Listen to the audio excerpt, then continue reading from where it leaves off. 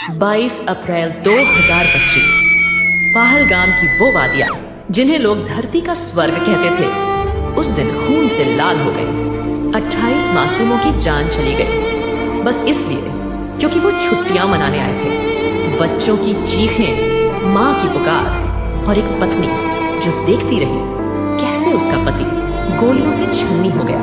पर सबसे बड़ा सवाल था, तुम हिंदू हो या नहीं? क्या अब धर्म जानकर जिंदा रहना पड़ेगा? ये हमला धर्म पर नहीं था, ये हमला उस इंसानियत पर था जो मंदिर की घंटी और मस्जिद की अजान को बराबर मानती है। अब जवाब तिरंगा देगा, क्योंकि जब भारत जागता है तो आतंक कांपता है।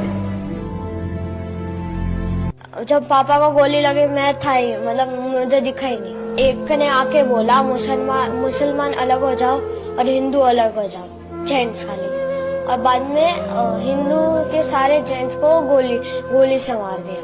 3 बार कलाम बोला और मुसलमान लोगों को लैंग्वेज आती थी, उन लोगों ने 3 बार मुसलमान बोला और जो नहीं बोला उसे गन से उड़ा दिया, मार दिया। फिर आगे वो चले गए। बाद में सिविल लोगों ने बोला कि जो बच्चे हैं, जिंदा बच्चे हैं, वो जल्दी नीचे उतरो। तो हम नीचे उतर गए। मैं तो घोड़े से आ रहा था, मैं तो घोड़े से नीचे उतरा और मेरी मम्मी और दीदी उतर के गई पहाड़। हम नीचे पहुंचे, बाद में आर्मी सारी आ गई। बाद में मतलब आधा 1.5 घंटा हो गया था, उसके बाद आर्मी आई। अब मैं चढ़ा, बाद में पता नहीं क्या हुआ।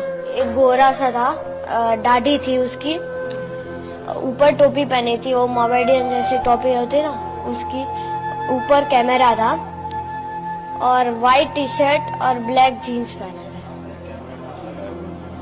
ऊपर जस्ट उसके इधर। हाँ, वो पता नहीं रिकॉर्डिंग कर रहे थे कि नहीं, पर हमें तो 2 दिखे थे। इसे मैंने भगवान माना था। दर्द के साथ कहना पड़ रहा है कि मैं इसे फाड़ के ना आग लगा दूं, लेकिन मेरी जमीन इजाजत नहीं देती कि मैं अपने भगवान को फाड़ दूं। लेकिन अपने इस भगवान से शिकायत करता हूं कि मोदी, अगर तू श्री कृष्ण की अवतार में आया है, यदा यदा ही धर्मस्ते ग्लानि भवति भारत है अभ्युत्थानम् अधर्मस्ते तदात्मनां सृजाम्यहम्। तो तुझे सौगंध है श्री कृष्ण की कि बंगाल में फौजी शासन लागू कर, एक आदमी को ढूंढ, चौराहे पे फांसी दे दे। जिनके सामने मेरी माँ बहन बेटियों का बलात्कार हो रहा है, जिनके सामने मेरी मंदिरों का विध्वंस किया जा रहा है। इंदिरा काल में होता तो मान लेते, नेहरू काल में होता तो मान लेते। अरे जिसे मैंने भगवान कृष्ण मान करके अपने सीने में बिठा रखा था, उसके समय में ऐसी पीड़ा, कश्मीर से भागने में तो हमें उतना दुख नहीं हुआ जो दुख ये बंगाल में पलायन होते हुए देख रहा हूँ। मोदी जी 15 साल खपा दिए आपको वहां तक पहुंचाने के लिए, और 10 साल से आपके पीछे लगे हुए हैं कि आप इसे हिंदू राष्ट्र बनाओगे। हिंदू राष्ट्र तो गया गया गया। यहाँ तो माँ बहन बेटियों की इज्जतें सुरक्षित नहीं है। और ये बंगाल के नपुंसक हिंदू सबसे बड़े अपराधी तो ये हैं। अबे अभी भी तुम 55-60% वहाँ पे हो ना, तब ममता कैसे जीती? खूब तुम्हारी जिंदगी में सारे अपनी बहन बेटियों को खुद लुटवाते हो, उन्हें वोट दे करके, और फिर चिल्लाते हो हम भाग गए भाग गए भाग गए। तो सबसे बड़े हत्यारे तो बंगाल के वो हिंदू हैं जो इस ममता वालों को वोट देते हैं। हम बटेंगे तो कटेंगे और वो बढ़ेंगे आपकी तरफ, आपकी जमीन की तरफ, आपकी बेटी की तरफ, आपकी बहन की तरफ। हम बटेंगे तो घटेंगे और वो बढ़ेंगे जनसंख्या में, आपको दिखेंगे हर दुकान में, हर स्कूल में, हर कॉलेज में, आपके मंदिर में, आपके मकान में। हम बटेंगे तो वो लूटेंगे आपकी संपत्ति, आपका धर्म, आपका इज्जत, आपका देश, आपका घर।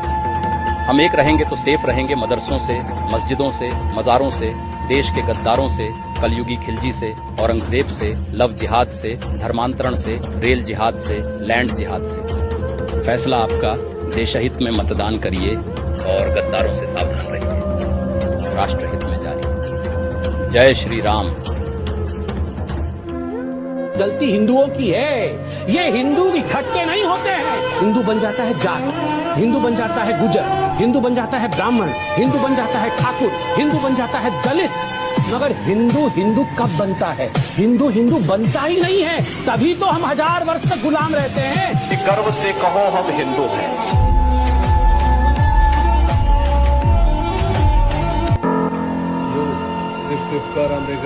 Assalamualaikum, Kazakhstan. Давай, сука, блядь.